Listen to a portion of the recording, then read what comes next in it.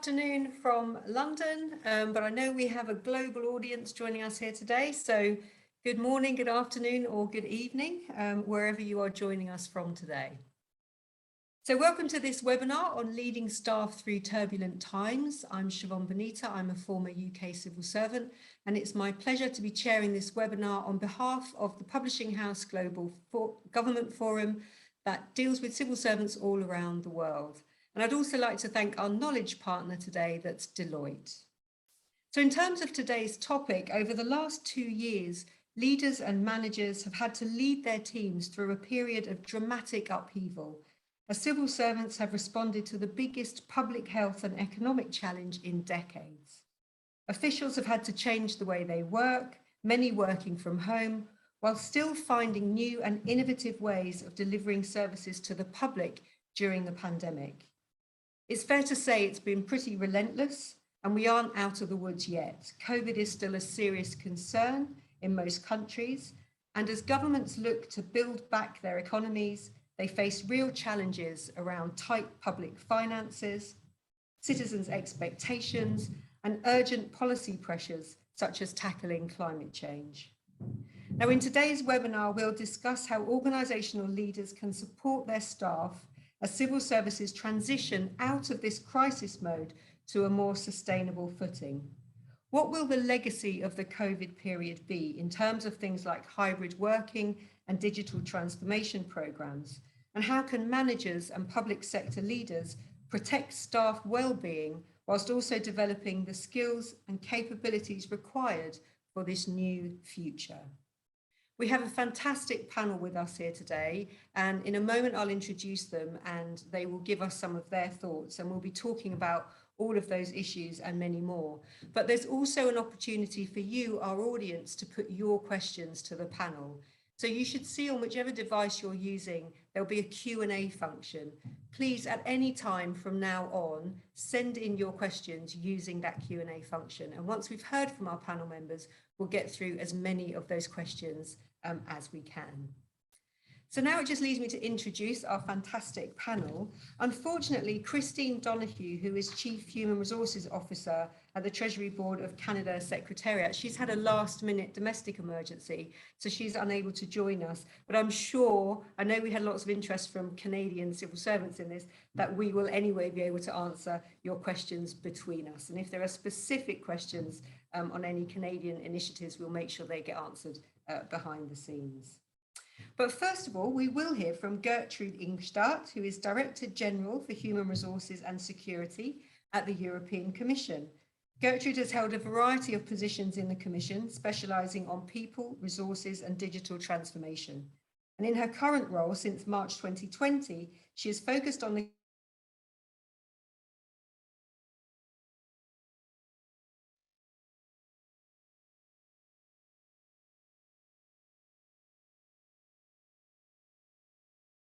United Kingdom.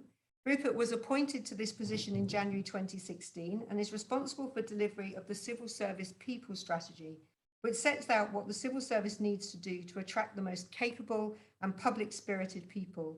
He provides leadership on the full range of people issues, including talent, inclusion, pay, performance, culture, and behaviours.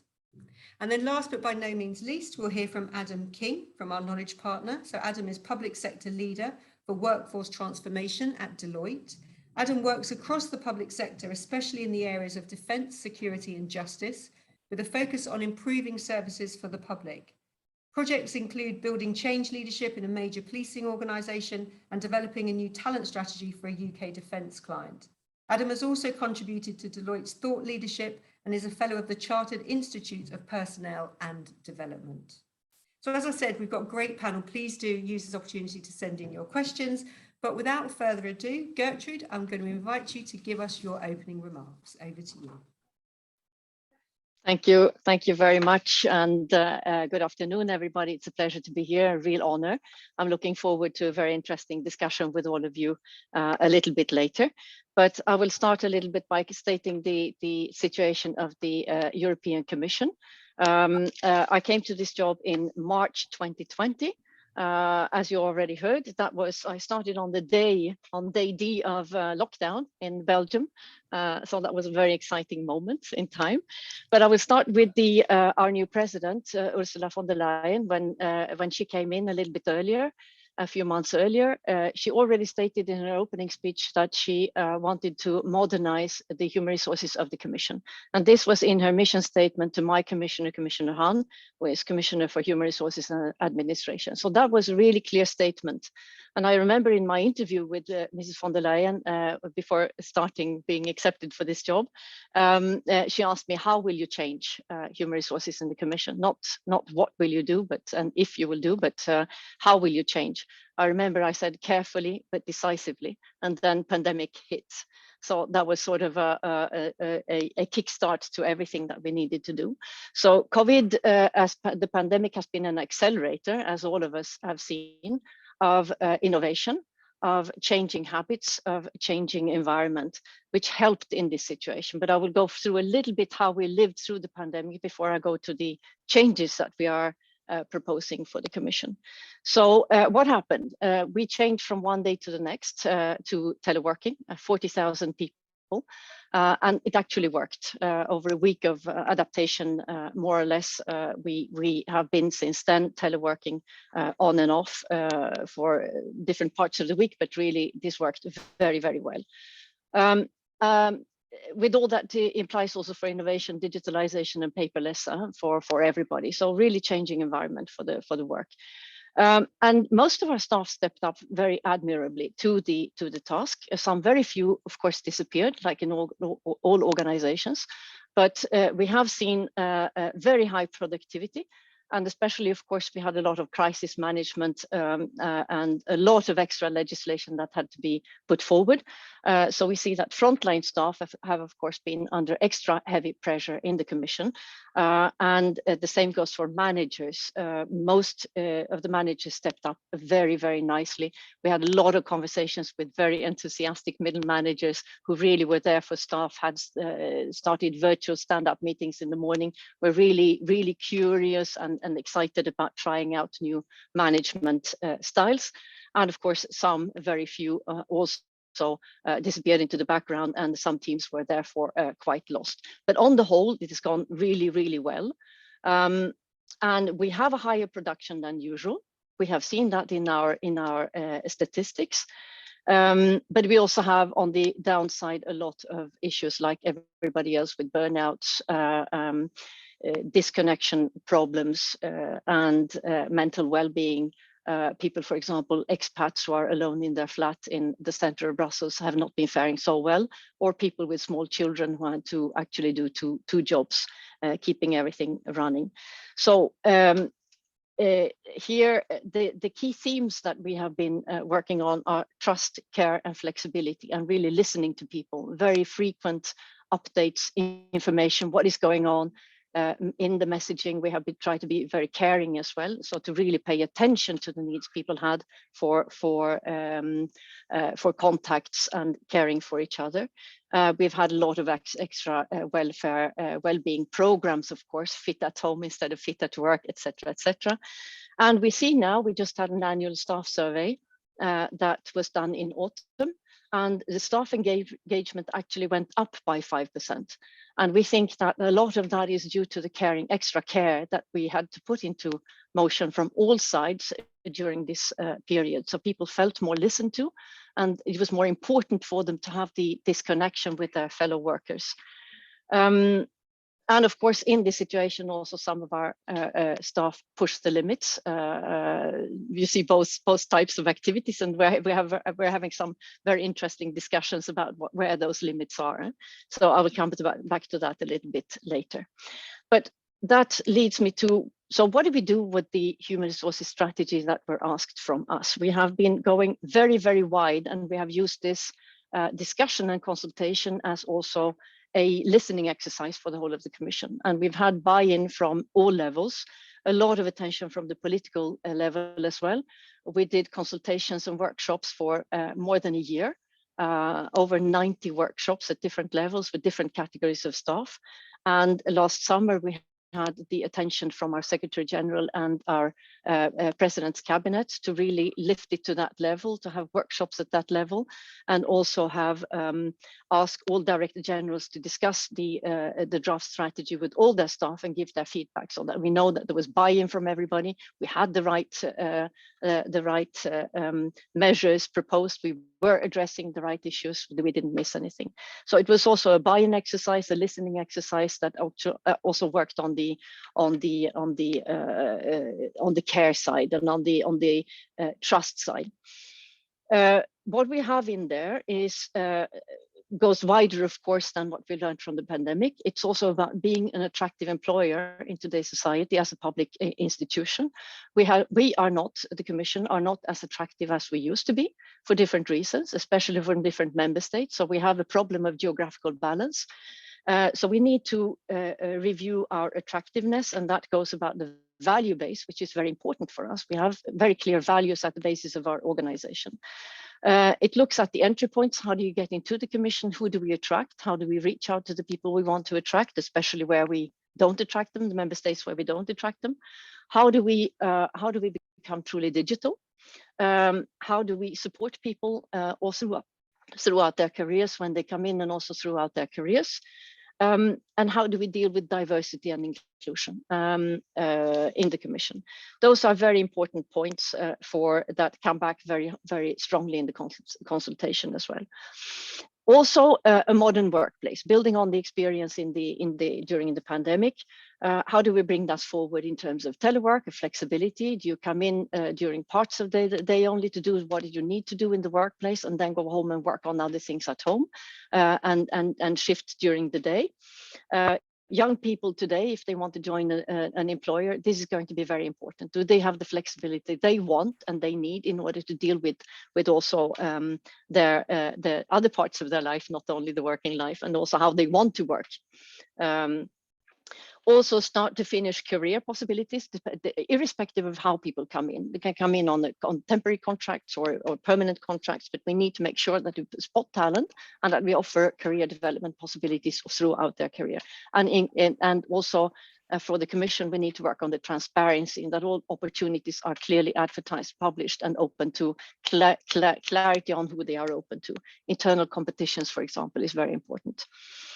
The processes is also an important part in the strategy, the HR processes in particular, but all administrative processes. So how do we make them simpler, more digital, once only, as all other public administrations have been working on, and robotize as much as we can, which we are working on for the moment with great success. And there, of course, we want to take that wider to the whole administrative platform of the Commission as well. We have issues with staff shortages, of course, as well, like everybody else. And there we need to see how we work on more fluidity, so more cooperative, more ad hoc working groups in order to see to priorities, because we are not very good at setting negative priorities. So we need to work on the political priorities together. Now, what are the things I would like to come back to just at the end of my first introduction here, and that is the issue of trust. So we are working now on the first decision going forward, that is on in the strategy, and that is on working arrangements, hybrid working arrangements, and teleworking and time management. We started out with an extremely flexible and open text, where we wanted to leave all the decision-making power to the teams and their managers, line managers. And over the process, in inter-service consultation and social dialogue from both managers and social partners, the staff representatives have come in this questioning of trust. What is trust? Everybody wants trust and flexibility, but on whose conditions? So who can we trust in this setup? So what we have ended up with is a possibility to have a very flexible and trusting base, but with all sorts of possibilities to also opt into more strict and more decided and fixed arrangements, which gives it a quite complex appearance, but we think we have the possibility still, the option still, to do something very flexible and open. And we have given it 18 months of trial period, and we hope that during these 18 months, people will learn to trust. but that has really been the core issue of our discussion. And I will stop there actually and see where we come back in the discussion afterwards. Thank you. Thanks so much, Gertrude. So many great issues that you raised there, which I'm sure will resonate with the audience, which we'll probably pick up in our other panel members there. But as you say, that whole how quickly your workforce changed to working to teleworking, how well they rose to the challenge posed by the pandemic. Interesting, we've already had questions come in about how you measured productivity through that time, but also a recognition of the toll that took on people's well-being, and therefore that kind of listening approach that I think you took, the importance of listening to how people were feeling about everything, the impact that it had had on them, and taking that, carrying that forward then, that listening approach and sort of co-creating the new future with staff, I think really important there. And then what you said about the future, what does flexibility mean going forward? What will the legacy be? And the basis of trust on which all of this has to be worked out. So really, really helpful in terms of our first presentation. Thank you so much, Gertrude. I'm now going to invite Rupert. Rupert, over to you. Hi, Siobhan, and great to be here, and fantastic to hear Gertrude's session just now. I'm going to just sort of kick off with a bit of context in a moment with a slide that I'd be interested to see if it resonates with people about the experience that we've all been through. And I think one of the fascinating things for me, talking to counterparts across the world, is I think we have, all of us, you know, the 700 people on this call, had a really at a sort of meta level, very similar experience as public servants, and it's a really fascinating period. And I'm going to put out this provocative suggestion that probably about the day that Gertrude, you joined the in your new role, was the day that the 21st century actually started, because I think that we're now in a different world, which the pandemic accelerated us into. But let me take a moment just to describe this this diagram, which is one attempt to describe the reality that I felt I've been living in. So in the UK, following the financial crisis, there was a coalition government, came in 2010. That's on the left-hand side of this chart, and it brought in a reform plan, much of which, like the creation of expert functions, finding new ways for parts of government to work more efficiently, has actually stayed in place and been embedded over the past 10 years. And actually, I believe, put us in as good a place as we could be when the pandemic struck, honed by what we experienced through the UK's sort of unique exercise of leaving the European Union. And what you've got on the left hand, on the vertical axis, is civil service effectiveness. So this is my my sort of intuitive sense of what we've been through. So the first thing is, you know, the world can be described in normal distributions and S-curves, and in this case, it's S-curves. And you see that we had this period between 2010 and 2015, 2016, the first 5 years post-coalition, when things were being laid down, the sort of the functions were being created. My role was created along with my counterparts in places like security and commercial to look across the sector of central government, how we would plan things. And then we had this period between 2015 and 2021, which actually was an acceleration. So we were forced to become more effective, I believe, by, first of all, the operationalizing the exit from the European Union, and then the pandemic. And that really generated all sorts of new ways of working. We were working between departments, we're moving activity between departments around the UK.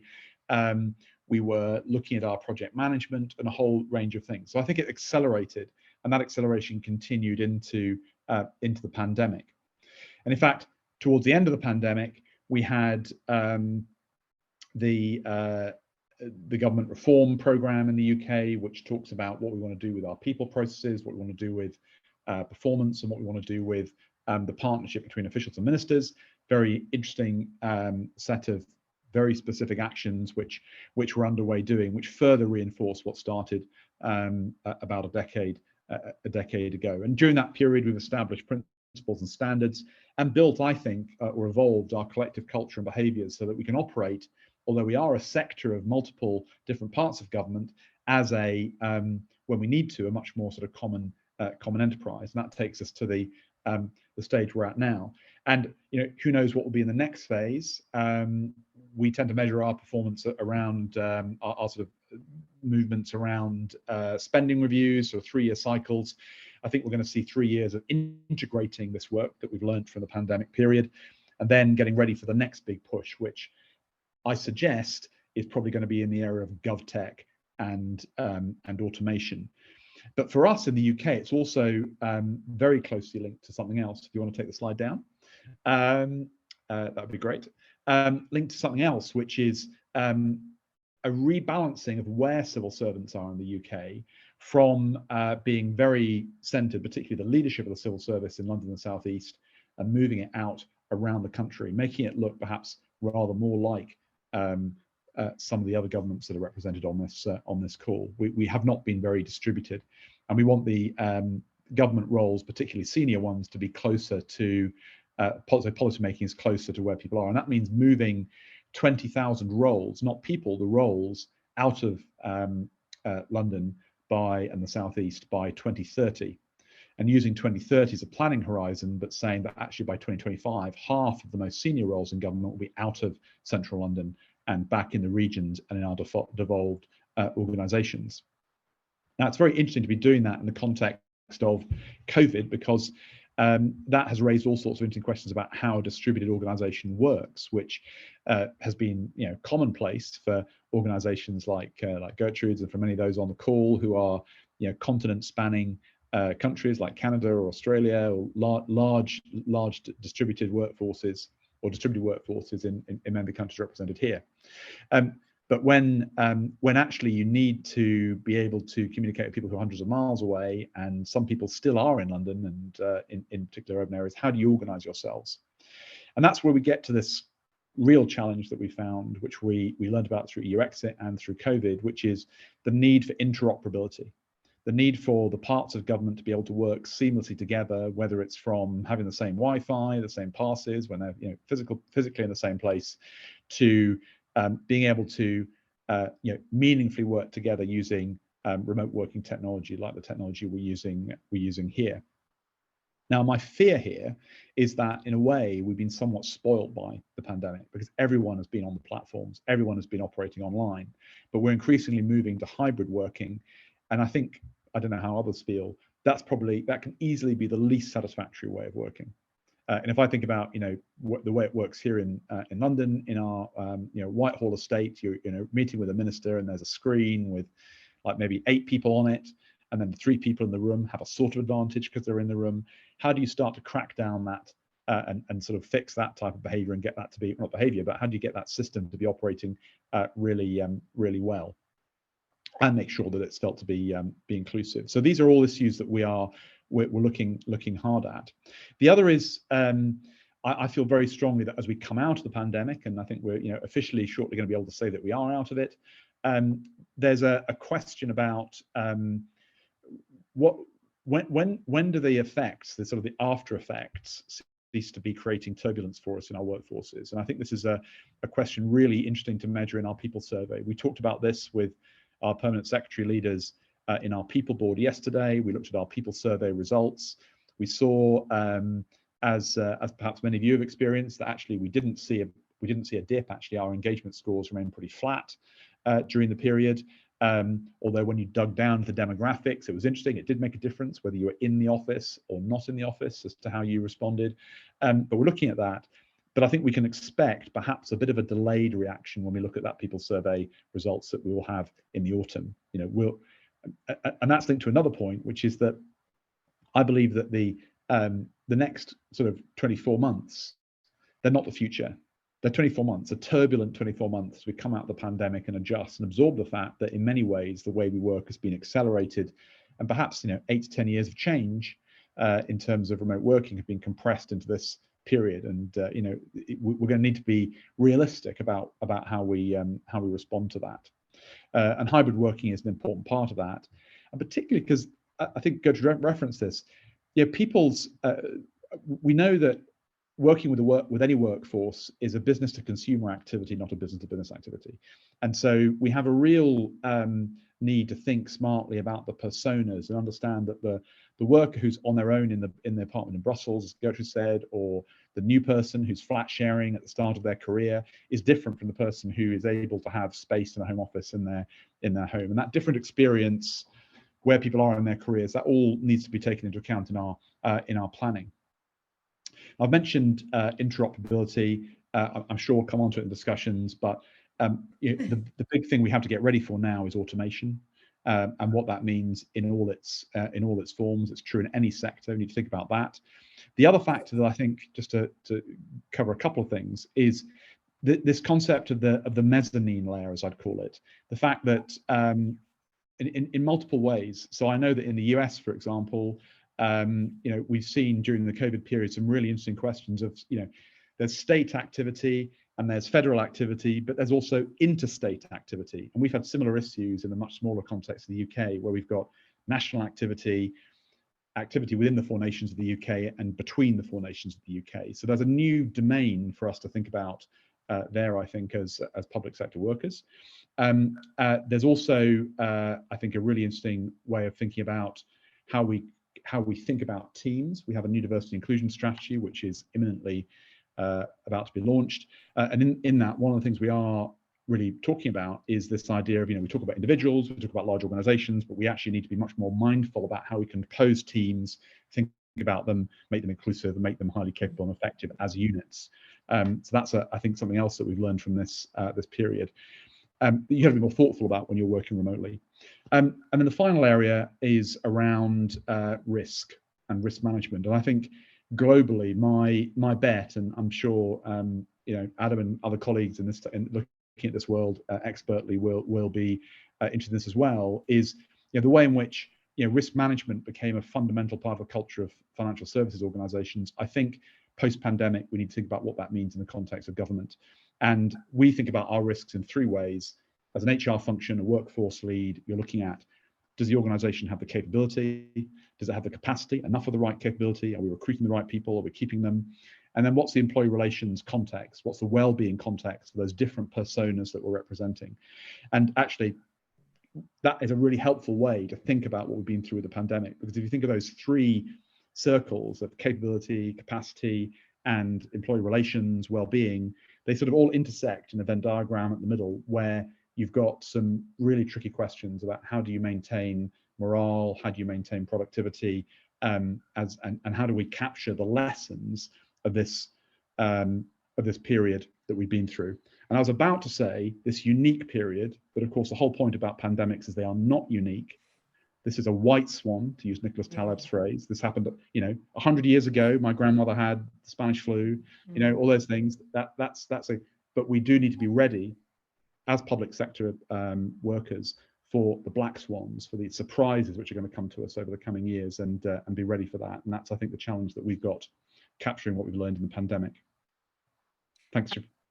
Thank you so much, Rupert. I mean, really great way to build on what Gertrude said as well there. Interesting as well, I think, that you said in the UK context, certain things, not just the pandemic, but the work that the civil service had to do when it came to exiting the EU had given a different kind of foundation as well in the UK, maybe placed us in a better position, ironically, to be prepared for the pandemic. Some of those issues that I think other countries maybe will be thinking about, how do you actually distribute your civil service differently, moving them out maybe of the centre of government. I think that's something that we're definitely doing in the United Kingdom, but the other countries are probably thinking about that as well. And interesting, I think we'll have some questions like, what does that mean in a hybrid future? Is geography actually that important, and what does that look like? And then looking ahead, interesting, some of the things you said beyond some of those things that we can take from the pandemic, the legacy, digitization, a more automated future, what's that going to mean for civil servants going forward? But also the one thing that is that there is more turbulence ahead. This won't be the last time that we are dealing with this kind of period. And what does that mean in terms of HR profession and maintaining the morale of staff going forward and keeping up that productivity? Loads of topics for questions there. We've got lots of questions coming in already, which is good to see. So thank you. Please do keep your questions coming in. But before we get to the questions, Adam, over to you for your opening remarks. Great, thank you, Siobhan, and thank you, Gertrude and Rupert. And you'll hear as I go through my reflections, real echoes of what you've heard there. So I'm Adam King. I live in Scotland. I work across the UK with public sector leaders, supporting them to deliver major projects and deliver change in their organisations.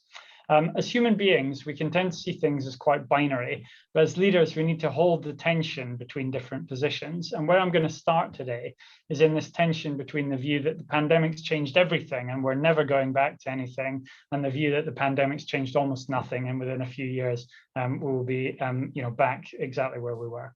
So in the next few minutes, I'll touch on well-being, inclusion, new ways of working, and engagement, and suggest that public sector leaders, as public sector leaders, we need to think about our approach to work, workplace, and workforce in order to take advantage of these opportunities. So in terms of that first theme around well-being and mental health, for the past 10 years, Deloitte and a think tank called Reform have produced an annual report called The State of the State, informed by interviews with around 50 senior people in government. This year's report found that the pandemic had really put a spotlight on employee well-being. People were just reporting being exhausted, and at the same time, demands on public sector workers had really ramped up. Our workforce expects to have an open conversation now on well-being, with leaders listening and acting with as much focus as we put on physical health and safety. When I look at Deloitte's recent Human Capital Trends report, it said that workers were rating improving worker well-being as one of the top 5 outcomes that they expected from transformation projects in their organization. Theme 2 in terms of diversity and inclusion. So just immediately prior to the pandemic, and then in 2020, the Me Too and the Black Lives Matter movements were really raising awareness about institutional issues around race, gender, diversity, and all of that has had a significant effect on the employee-employer relationship, because people are now looking to their leaders at work to see how are we responding, making judgments and making choices based on that awareness raising within society. For instance, as I recruit a number of people into Deloitte, I always ask them, why are you interested? And very often they're talking about the fact that we're willing to be open about some of the challenges that we've got around gender and ethnicity, and talk about the work that we're doing and talk about the plans that we've got in an open way. And as well as being the right thing to do, the business case is really clear. 2016 survey found that companies in the US, public companies in the US in the top quartile for gender diversity were outperforming their peers by up to 15%, and those in the top quartile for ethnic diversity were outperforming by up to 35%. So the real business case there. Theme 3 about new ways of working. We've been talking a lot about that so far on this webinar. And this I would say is the theme that's been most accelerated by the experience of the pandemic, but also has potentially created the biggest divide between different types of organizations and different workers. So in our discussions around the state of the state, government leaders talked about that first tension where I started. They talked about this tension between frontline workers for whom the pandemic changed very little in terms of how they worked and where they worked, and the more office-based staff for whom working at home was a totally different approach and something they embraced. I was struck by Adam Grant, who's an organizational psychologist at Wharton Business School, who said, for generations, we've organized our lives around work. Our jobs have determined where we make our homes, when we see our families, and what we can squeeze in during our downtime. It might be time to start planning our work around our lives. So we might come back to that in the questions. Theme 4 that we've heard about, and Gertrude and Rupert have talked about, is this issue around employee engagement. So according to the US Office of Personnel Management, federal employees who work remotely had higher engagement scores than colleagues who worked in the office. Something that we didn't include in our State of the State report is also relevant here. So one of the civil servants that we talked to said, imagine you're on the board of Deloitte or any big company and you need your people to do something. How do you go about doing that? Do you, denigrate them publicly, imply that they're lazy and inflexible, or do you try and really inspire them to change and create energy around future ways of working? So the tone that we set as leaders now, as we stabilize our workforce, is going to be really important for engagement. So given those 4 strategic priorities, well-being, inclusion, new ways of working, engagement, how am I encouraging my clients to be thinking about taking opportunities? Well, we think about this in terms of the three areas that you can see on the slide. So work, workforce, and workplace. Work is about anchoring around the purpose of the work that you're doing in your organization, looking at every job, assessing its value in terms of delivering the outcomes. The test for deciding what work gets done and how is the extent to which it directly affects the mission of the organization. 40% of people in our European Human Capital Trends survey said that allowing some personal choice in determining how work gets done was the most important factor in making hybrid work sustainable for them. Second one is workforce. And one of the trends that was already clear 2 years ago was the move away from a single workforce model based around full-time employed people, and a move towards a model that blends employees, contingent workers. Rupert and Gertrude and Siobhan and I before this call were talking about reservists, strategic partner organizations, and robots into your blended workforce. One of the opportunities that I'm definitely seeing in my work is from hybrid working is access to a broader talent pool. And especially those people whose home situations mean that daily commuting, days away from home are just not possible. Mm. As the organizations I work with are thinking about their current and future workforce mix, we're continually trying to design in flexibility and think about talent approaches which will do that. And then the last point around workforce. So as I mentioned, there's no one size fits all to how public bodies should use physical and virtual workplaces. But all of us should be encouraging the conversation, enabling people to make choices that are in the best interests of citizens and not just going with the flow. Public bodies should be encouraging employees to work where they're most productive. So as Gertrude said at the beginning, that idea about giving people choice, work where you're most productive, but also offering a range of places to do work beyond the binary in the office or at home. So satellite offices, shared workplaces, commercial sites.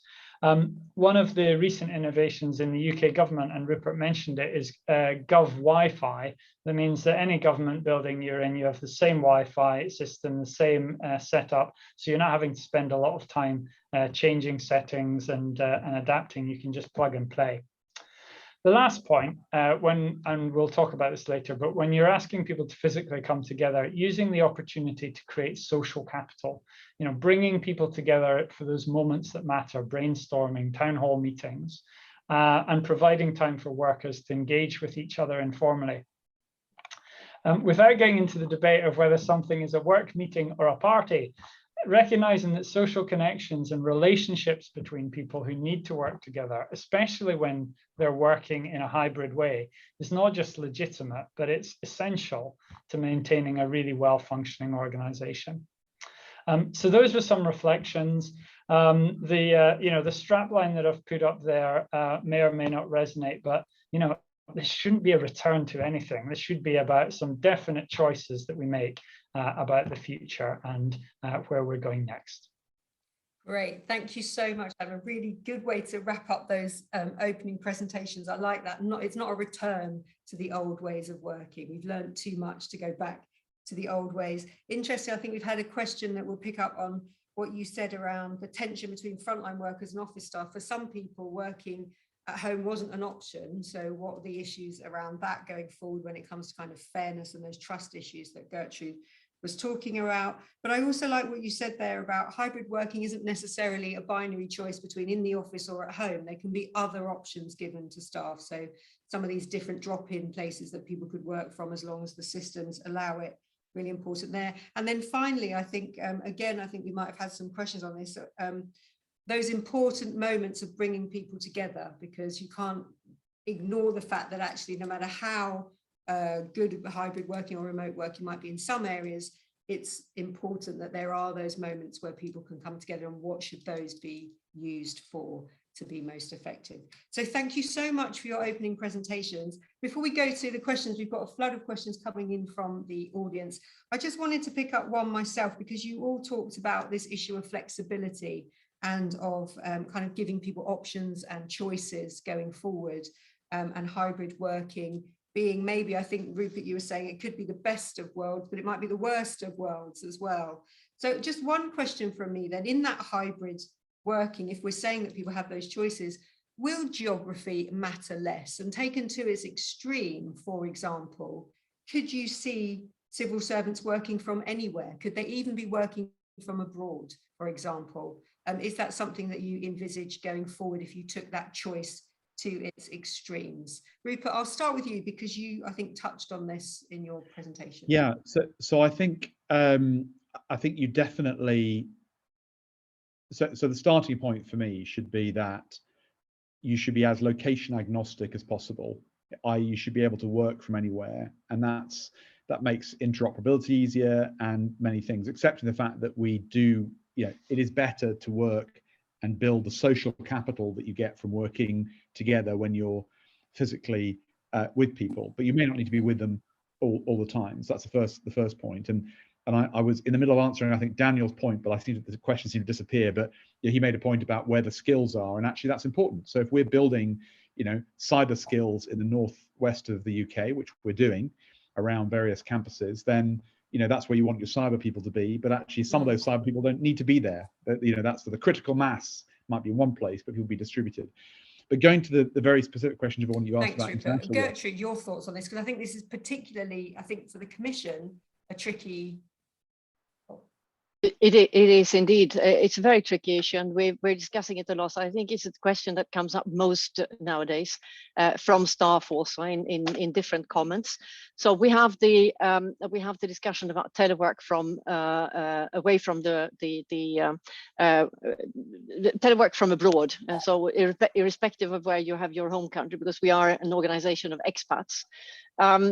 For us, this has become, like all European institutions, it's a very, very tricky issue, very, very sensitive, because we are building our organization on the meeting of values and cultures, and we need to be representative for all the member states that are in the European Union. So for us, it's very important that people meet regularly, and that means that telework abroad must be limited. However, there's a big demand for it, huge demand for it. So we are proposing in our draft decision that I was just mentioning before, 10 days per year that people can telework from abroad. And of course, in specific circumstances, if you have a specific family needs, that can also be allowed. And we didn't want to put that burden on middle managers. We've said that the DGHR, our own department, will take decisions on those specific needs in order not to overburden middle managers, because they are already having to take a lot more decisions than they did in the past with the flexibility that we are introducing. But besides that, so I think we are in the round medium or upper type of offer limit, number of days that we offer among the European institutions, but we are coordinating very carefully with each other there. What people used last year, that's just the statistics, was on average 7 days, because this possibility was there last year as well. So around an average of 7 days, people teleworked from abroad last year. Okay. So that gives an indication of what people want. Now, however, for the rest, in terms of teleworking or working in the office under normal circumstances, we're not talking about abroad. No, sorry, there's one more thing I want to say on that, and that is, of course, that we have the issue of merging cultures and values, because we're a very value-based organization. However, there is also the expat package, which actually pays us extra for being not in our home country. Right. So that also plays an important part in the whole discussion. So I think I will stop there and leave for other questions. Thank you. And sorry, I fell off my internet was unstable there for a moment, but I seem to be back now. We've got so many questions coming in. Adam, I'm going to come to you with a question from the audience rather than asking you on that one as well. But we had a question in from, let me see, okay. So I think it's from Lucy Hayes. And I'm putting this to you, Adam, because you started your presentation talking about well-being, but you also moved on to diversity. And Lucy's question is about, although hybrid working has a lot of upsides, she's interested in your perspective on how to manage some of the risks of this, including the reduced visibility of those who are in the office less than others, and how that might impact on career progression. And she's saying, for example, do you see this as a risk for women more than men, women who might have caring responsibilities, for example, at home. But are there other divides, she said, that we should be alert to as managers, and how should these be mitigated? So I think it's a question about hybrid working and inclusion and diversity. Your thoughts on that, Adam? Yeah, absolutely. And I mean, the question is absolutely right. You know, these are risks. They're very real risks, because the proximity bias around the people that you can see around you, you know, are more present when you're thinking about who shall I put forward for promotion. Some work that we've been doing recently around sponsorship programs, making sure that women, underrepresented groups from ethnic minorities, and other underrepresented groups in the workplace have the right sponsorship around them. You know, to some degree, that requires proximity. So these are real risks. It's back to it's not a binary thing. So it's about recognizing the risk. It's about saying, well, how are we going to create an environment in which our people can be visible, even if they happen to be working remotely all the time? You know, I took on a team that last year from January to July, and I didn't meet them until September when we had a reunion. And yet we were a really high performing, well-functioning team. But because we had, it's back to Rupert's earlier point about if you design for virtual working and your processes and systems work, then that works. It's when you just drift into it by default and you don't think about these risks that I think that's where the biggest challenge is. Thanks, Adam. Rupert, you were nodding there to what Adam was saying. Is this something that you've given particular consideration to? Yeah, and I wouldn't claim that we've got the answers. It's too soon, but I completely agree with what Adam said. And actually, Adam makes a really good point. You know, we need to capture what's really worked well about how we've been doing things in the past couple of years. You know, we have been working in virtual teams, so what worked, what was difficult. So yeah, completely agree. Thanks, Rupert. Gertrude, did you want to add anything on the inclusion point of view? The same questions for us as well. High on the agenda, and what we said is that we will monitor this very carefully, and we actually written it into the decision to make it very obvious as well. So very clearly, but we don't know how it's going to work out yet either. Okay, Siobhan, could I mention one thing? Could I make one point, which we keep having to emphasise here, which is that, of course, many public servants did not work remotely. In fact, the majority didn't, I would say. And that's actually one of the things that we discovered was that when some parts of our workforce who were customer facing, if you like, citizen facing, turned out to be the demographic where they had caring responsibilities that actually meant they were looking after people who were being shielded, as we would say in the UK, from COVID. So some really interesting, we've learned a lot about our workforce during this period and some of their particular personas. Well, we actually had a question from Jane O'Mahony on that, who said, our frontline staff regularly report less positive experiences than our knowledge workers. I presume she means our office-based workers. How might we improve the value offer to them? So obviously this has, as you say, this has shone a light, I think, on those differences across the sector. So is that something that you're thinking of as well? Yeah, well, so I think if I could just again be a bit provocative, I certainly feel that I personally, and I think many people in our electorates and populations now realise the value of people doing some of those frontline roles, which might have been taken for granted before, and I think that's a good thing that we're looking at those people in that way. Although many services have also gone online, legal systems, general practice, medical, things like that, which education, which perhaps we never have thought could have done in the period in which they have. Yeah. We've had a couple of questions in about productivity.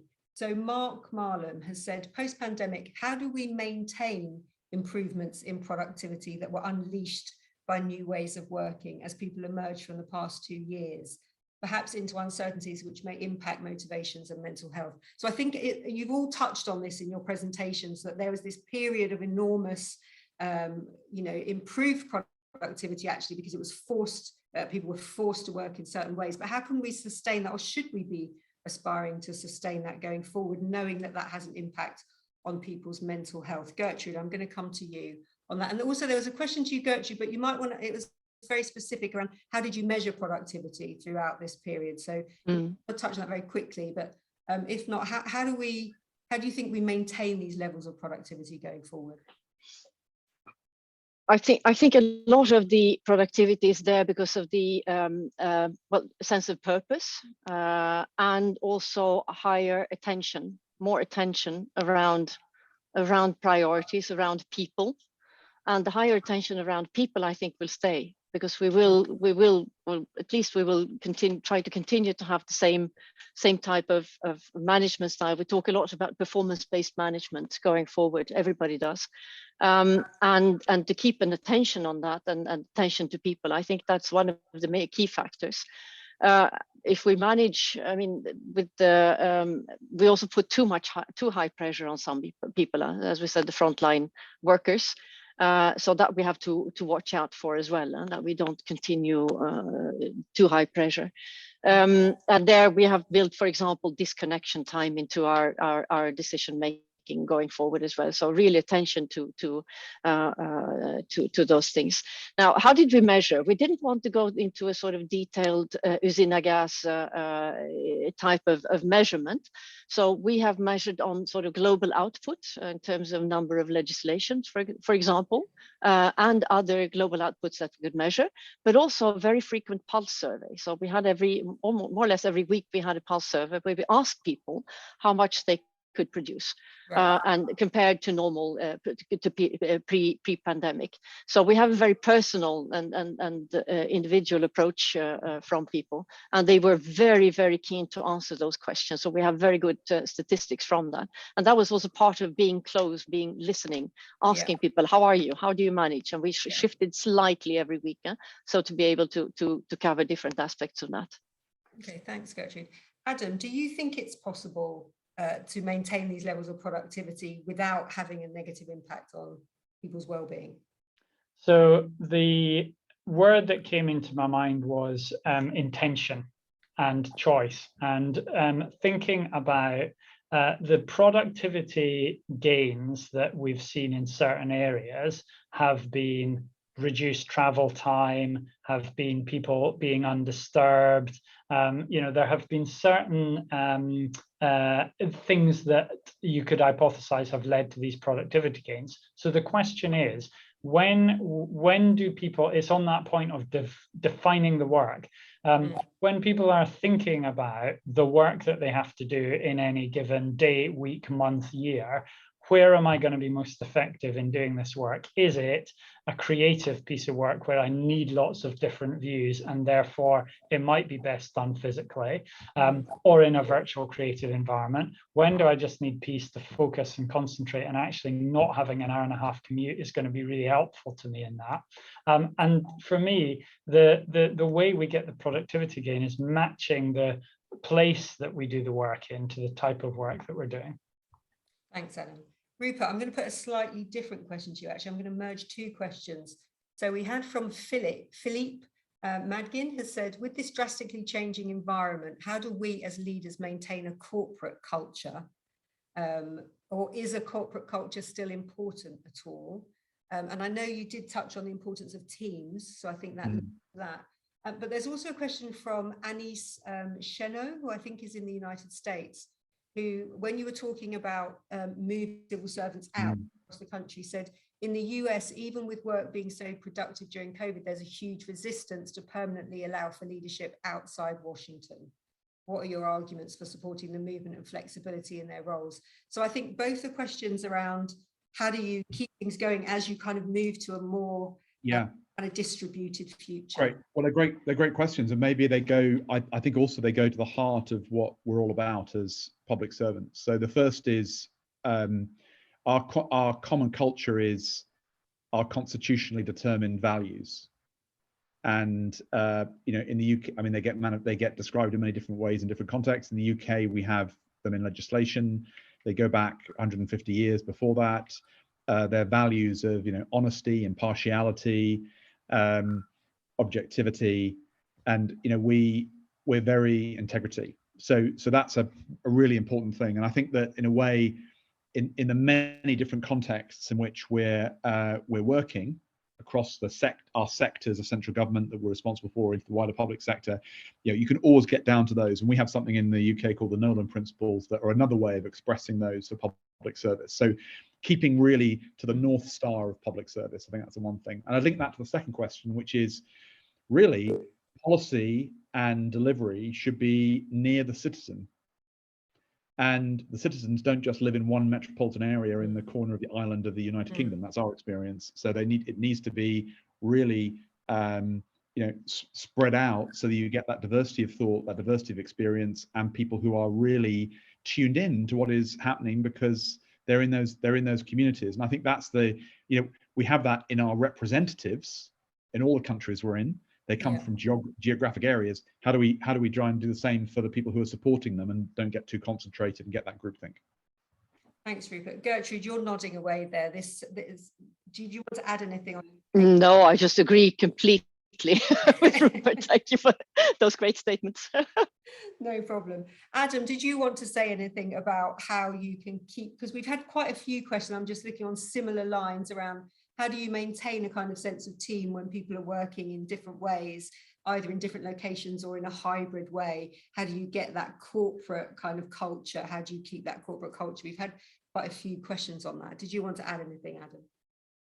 I mean, there's a number of different answers, and with all of this, it all depends. It depends if you, for example, using branding and mission and being very clear about what the organization stands for. That's a good way of building a sense of team.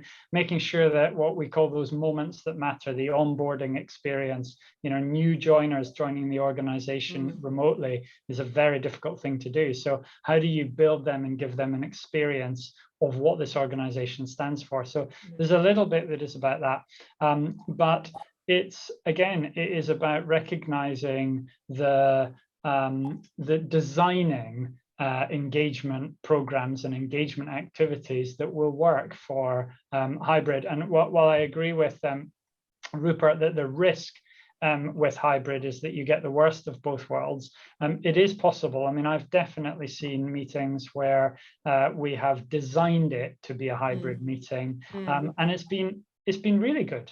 People have felt very included, and it's given people that otherwise wouldn't have been able to attend and hear the content the opportunity to participate. So it's all about that intentional design. Thanks, Adam. Well, we have a question from Gillian McKim, who has, I think, which builds on from that. And it's in particular, because I think a hybrid future is going to be particularly difficult, I think, for managers. And Gillian's question is, what are expectations on managers as we migrate to hybrid workplace?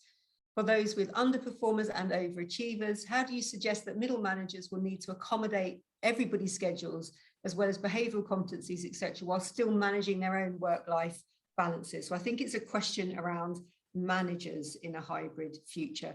Gertrude, I know this is something you've got a lot of thought to. We discussed that a lot with the managers, middle managers who have carried a lot of the production and the sort of kept the organization alive during this whole period. There's a lot of discussion around that. How do we support them best going forward? And I think exactly the questions are what you were just saying. How do you pay attention to both the underperformers and the overperformers, those who are risking burnout because they are always online, and then at the same time sort of manage yourself and the productivity.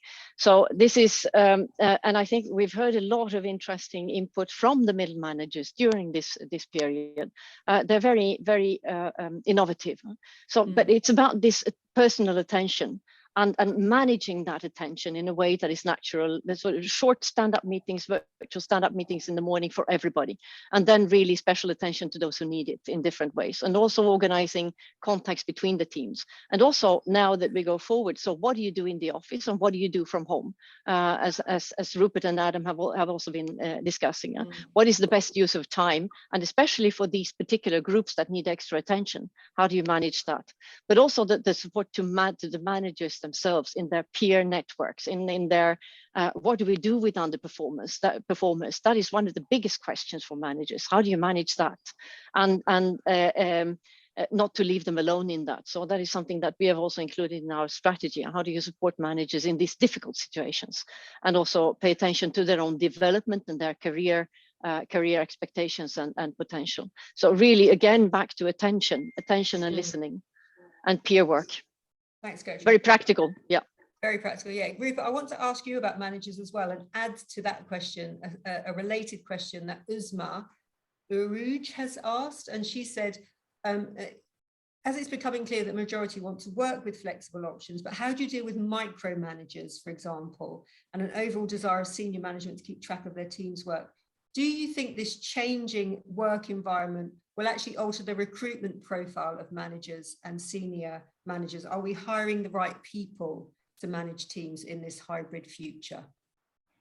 Well, it's a great question, and we're going to put a lot of effort this year. Actually, you'll see some announcements coming out about how we are really transforming the curriculum and expectations for leaders and managers in our new government curriculum. Really addressing that, mainstreaming things like diversity, inclusion, and other things into that, and that links into a broader question, I think, about the UK, by the way, which is that compared to many countries represented on this call, we have a productivity gap problem, which, if you really drill down to it, is actually about management capability. That'd be my view, and I think many others' views. So we need to address that, and great for the public sector and UK government to be pushing hard on that. Now, micromanagement is something that we actually talked about yesterday off the back of our people survey, and it's a really interesting subject, because I think on the one hand, micromanagement can be, if someone reports micromanagement, is it a sign that actually they're not trusted, taking that frame that Gertrude used? Is it lack of experience, over controlling? It's the line manager doing their last job, not their current job, and all those questions. Or is it actually contextual? And this is my provocation, which is when you've got flatter organizations and less a closer connection between the political authority, for example, and what civil servants are doing. If I take my own area, for example, people management and people and HR practices, 10 years ago, there's no way that ministers in government would have had the same level of interest in the detail of it that they have now.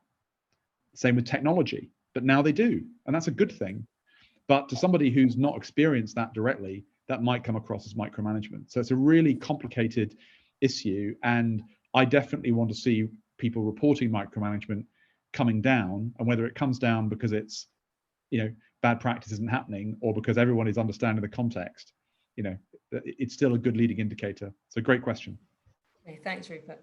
Adam, I'm going to stick with this issue of kind of managers and middle management. Yeah. I'll bring in another question for you, Natalia Kuziak, who has said that she helps present guidelines to employees on how to create a good work-life balance while working remotely or virtually. But one of the feedbacks that she's getting from a lot of middle management in particular is that old ways of working, so getting really urgent requests for a lot of information or major changes in the way things have to be reported on in short timeframes, for example, is working against staff being able to actually put in place a proper work-life balance. So there's kind of this new way of working over here, but systems and process, and that's still operating in the old world. And that's working against work-life balance on the ground. Your thoughts on this, because I know you put a lot of emphasis on the importance of well-being for staff going forward.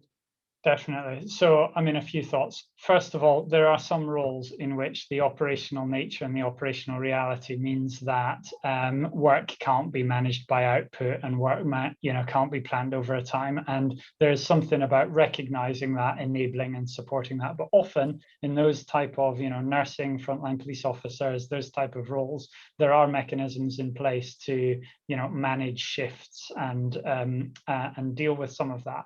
The grayer area is where it isn't as clear, or there isn't such a need. And so I think step one is making sure that managers are managing by outputs, are setting expectations, that they are challenging, if it's middle managers and the seniors are having unrealistic expectations of when things need to be turned around, that they're challenging that they're only responding to the genuinely urgent requests. So there is something about setting an expectation around that. And then the final thought, and there was an example with one of the UK digital teams, is putting as much ownership into the team as possible. You know, there was a question a couple of questions ago where someone said, you know, how am I as a manager expected to manage all the different working patterns of my people? Well, you shouldn't be. You should be accountable for delivering the outputs of that team, and then they should be working with one another to balance the workload over time. So the example, this was part of the government digital service, and they moved to a model of what they called entirely asynchronous working. So no meetings, no emails, only using things like Slack and Google Hangouts to manage their work. And they delivered a lot of value through that. But even in that case, some of the people in the team were reporting feeling a little bit disconnected and a little bit less engaged. So again, it's back to that point of design for this situation, but understand the very real risks and mitigate them. Thanks, Adam. I can't believe how quickly this the time has gone. So we're probably going to be able to squeeze in maybe 2 more questions, but I just want to say before we get to those, to the audience, thank you so much for sending in these brilliant questions. If we don't manage to get through all of them, which sadly we won't, we will try and make sure all of those questions are answered behind the scenes. So there are some specific questions to specific panel members. We will try and get those answered for you behind the scenes. So don't worry if we don't get to them all now. And also just to say, there's a questionnaire that's been sent round. It will be in your inboxes. So please do take a couple of minutes to fill in that questionnaire. It just makes sure we give you the webinars that are of most use to you going forward. So I'll be hugely grateful if you could spend a few minutes doing that after the webinar. But in terms of a couple of our last questions, let me see here. We've got I think 2 questions, and I'm going to put them both and to all 3 of you, and you can decide if you want to answer one or both of those questions. So one was around how much effort is going into making sure that the environments for home working are safe and secure. So that was from Dom Verdi Livens. So, you know, how can you be sure, especially when people might be working on sensitive issues, for example, that that's secure, but also that it's safe for them, that they have the kind of reasonable adjustments in place in their home. And the other one was, I can't find the name. Oh yes, it's from Jane. Now you can answer this or not, up to you, but how do you respond to pressure? And Jane has said from political classes, but it could be from senior colleagues, for example, to get everybody back into the office. So sometimes we do hear that people do want everybody going back. They want to return to that old ways of working. How do you kind of convince people that that might not necessarily be the right thing to do? So those 2 questions. So the kind of environment at home and responding to pressure to try and get everybody back into the office. Rupert, I'm going to start with you. Okay, thanks. Great questions, as with all the questions today. So I think there is no more important obligation on an organization or the line managers that represent it to keep people well and safe. And that doesn't matter where they're working. So it's a really important part of any line manager's responsibility to make sure people are doing that. And that, by the way, applies not just to, you know, the physical mise en scène, I think they would say, in or mise en place, but you know, but also to the psychological context, the fact that it is different if you can't walk away from your desk.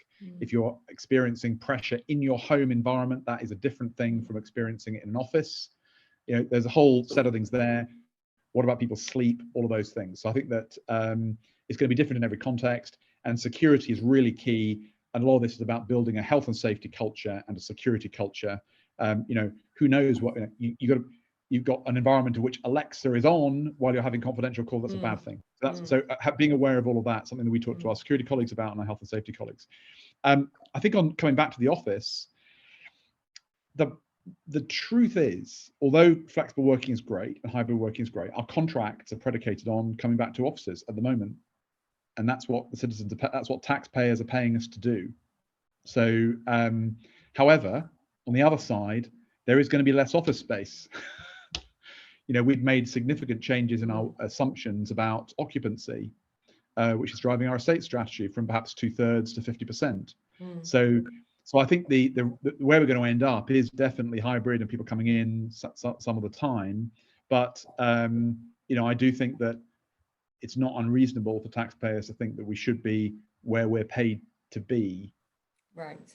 That's not controversial, isn't it? If productivity is not necessarily well, but I do want to say one thing on productivity. Sorry to finish. Productivity is important, but as I put in the chat, innovation, serendipity, those are all things that social capital building for the people. Yeah. Thanks, Rupert. Adam, your thoughts on one or both of those questions?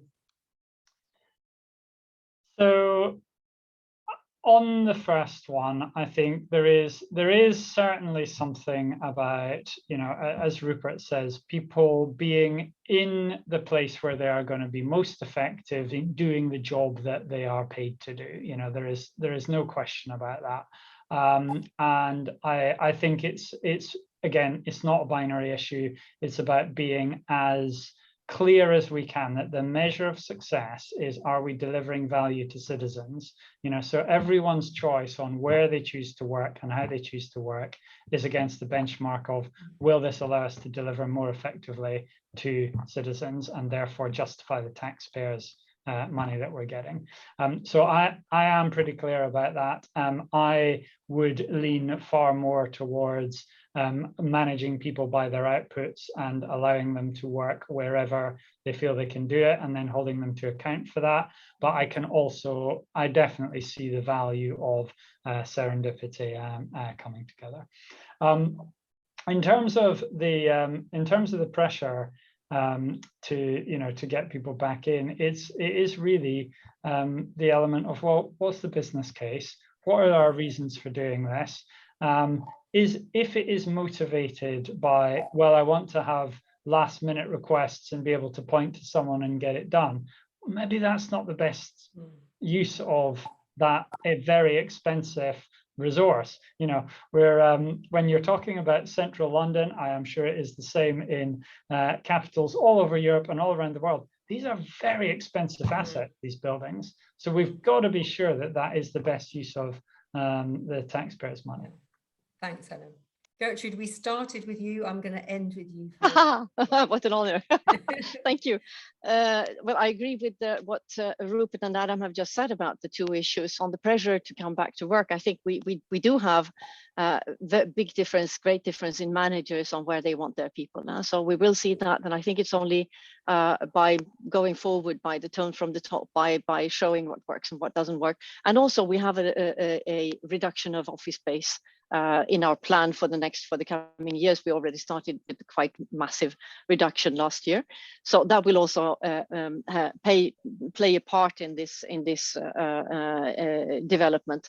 I think it's difficult to be more decisive, to steer this more than what we're doing already, sort of awareness and discussing it, and we have from our top leadership the discussion ongoing really about what is important, how do we manage this situation. So I think it will have to come with time, but certainly big differences between the different managers, top managers, that's clear. On the home environment, I think I agree with what has been said. It's very, very important for us, cyber security is seen to by the digital workplace that we have. So the connections are secure. On the health and safety, again, we also have a lot of attention to that, and we also provide some of the materials. The big discussion for our people is, will we pay them for, now that energy bills are going up as well, will we help pay for better connections and for energy? And that is an outstanding question for the moment still. It's a tricky one. So lots of interesting things going forward. Yeah. Well, thank you so much, Gertrude. It's been a fascinating discussion. Thank you to our brilliant audience, and thank you from me to our audience, because the vast majority of you are civil servants and public servants. So thank you for all the work that you have all done over the last couple of years to keep everything going. Just to say, if you've enjoyed today's webinar and you're interested in more about these kind of issues, to let you know that Global Government Forum actually organised quite a few training seminars on these kind of leadership subjects. So they cover things like well-being, emotional intelligence, handling stress, all of those issues. And you will receive an email if you registered for this with details of those. So if you are interested, please do sign up for those. Thanks for all your great questions. And it just leaves me to say a huge thank you to our fantastic panel for sharing so much of your time and expertise with us. So thank you to Rupert, to Gertrude, to Adam, and to Deloitte for being our knowledge partners today. That was a brilliant discussion. I think it's clear to say it's been turbulent times, but we're not through it yet. I think there's going to be lots more to come in future. We'll send everybody who registered and all of you today a link with the video of this session so you can watch it again, you can share it with your colleagues, and you'll also get a link to an article with the key issues that arose from today's discussion. That just leaves me to say thank you and goodbye, and enjoy the rest of the day wherever you are in the world. Thanks so much, everybody. Bye.